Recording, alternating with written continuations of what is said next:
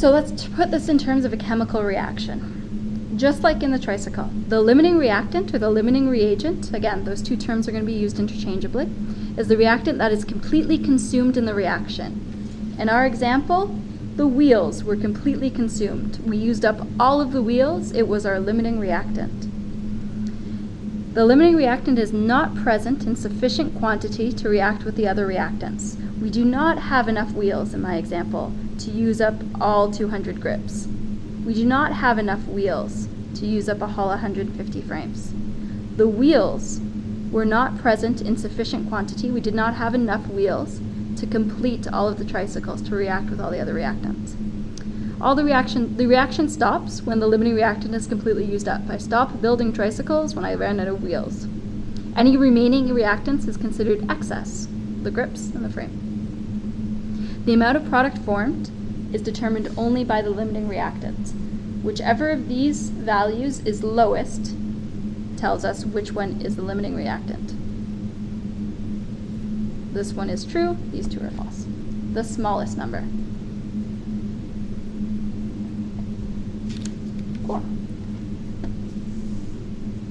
Remember the most important thing, the reaction stops when the limiting reagent is used up.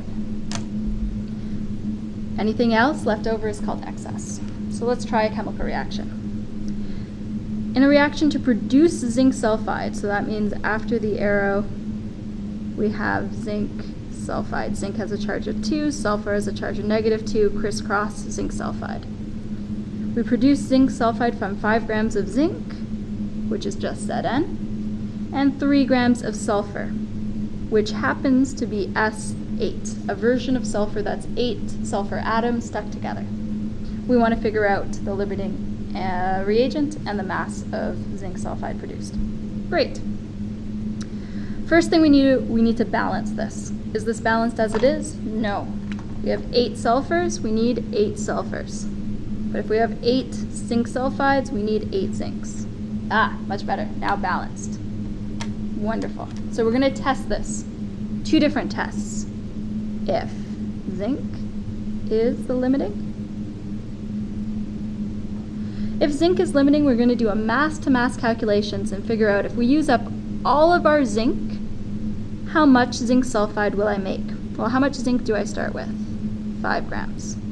So a mass-to-mass calculation starts with 5 grams of zinc. Mass has to change to moles. So I have grams on the bottom and mole on the top, and it's both moles of zinc.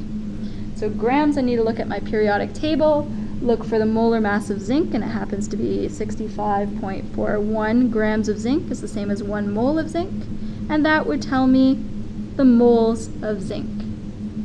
Now I need to use the coefficients in the balanced chemical equation to get from moles of zinc to moles of zinc sulfide. So on the denominator, I'm going to have the same as the numerator here, moles of zinc, and my new numerator is going to be moles of zinc sulfide.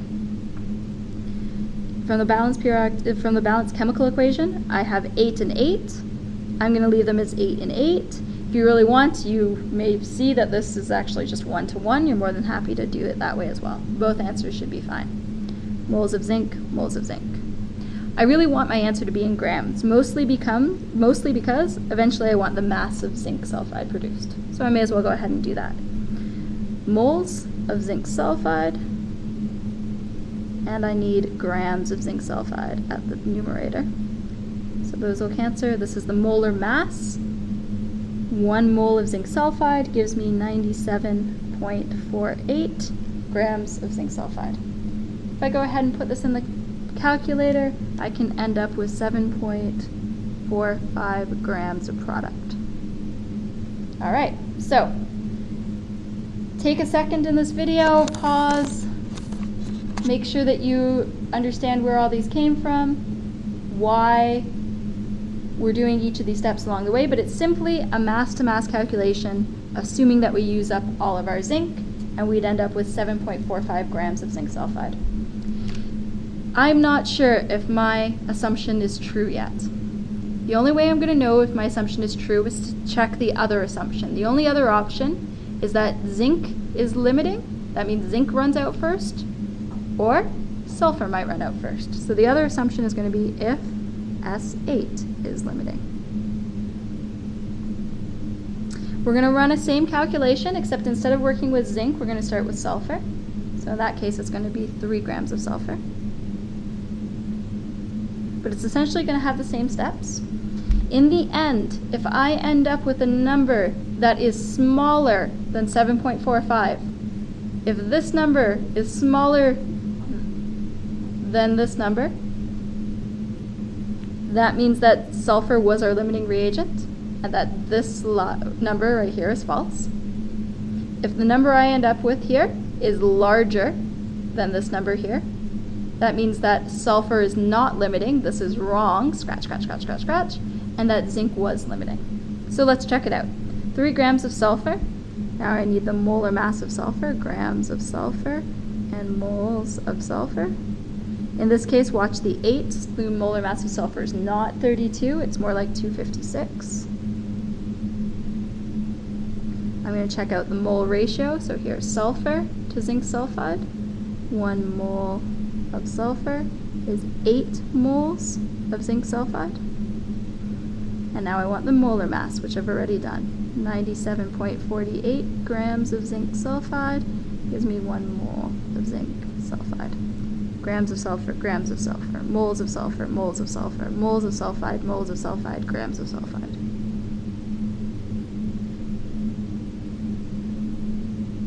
Alright, calculator, buttons, and I get something like 9.12 grams. If I use up all my sulfur, I get 9 grams. This is like if I use up all of my grips, I make 200 tricycles, or 100 tricycles. If I use up all of my zinc, I get 7 grams. If I use up all of my wheels, I got 15 tricycles.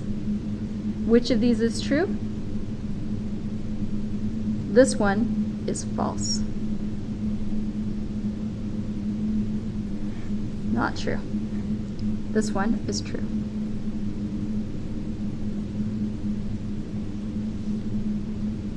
Whichever one is lower is the limiting reactant. The premise, the assumption was true. So since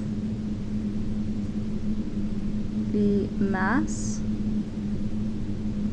of zinc sulfide produced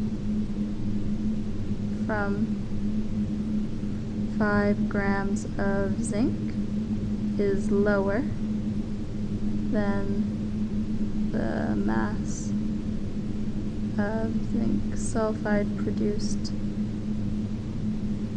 from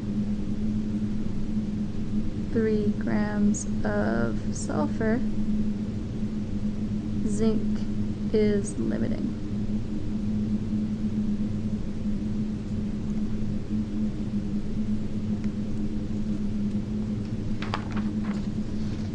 How much? So that answers part of the question. Determine the limiting reactant, limiting reagent. Great.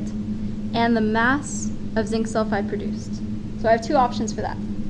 Is this the mass of zinc sulfide produced, or is this the mass of zinc sulfide produced? Well, we already said. This statement is false. Can't be this. This value is false. This value is true. Therefore, the mass of zinc sulfide is 7.45 grams.